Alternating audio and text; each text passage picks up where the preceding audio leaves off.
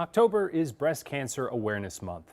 The American Cancer Society estimates more than 300,000 new cases of invasive breast cancer will be diagnosed this year alone. But they say early detection is key. And in honor of that, tonight we want to tell you the story of a woman whose work with cancer patients led her to her own discovery. Sammy Salina has the story.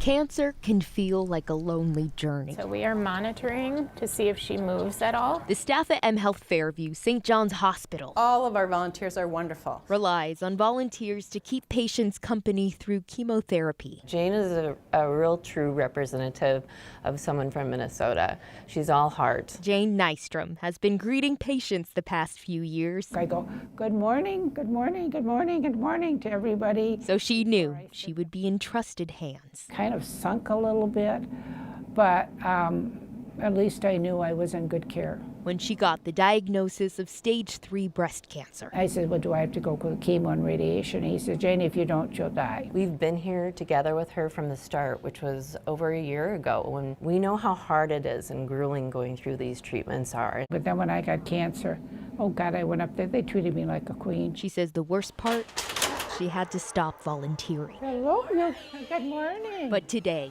Happy last day, woo woo! Last day? is her final radiation treatment. Yeah, this is a picture of my mother, and she had both breasts removed. She survived cancer, yeah. She lived to be 96, so. So Jane has always held on to faith Last treatment. Yeah, yeah, last one. that she would get here. She has given years of her life making sure patients never felt alone. Can we get your last name and birthday, Jane?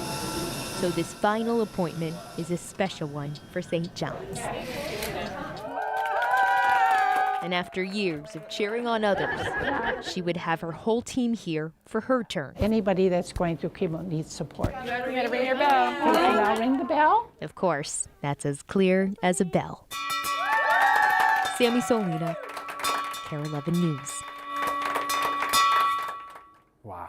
Jane is already itching to come back as a volunteer, by the way, so she can share her story with other patients, she says. She hopes to be back later this month.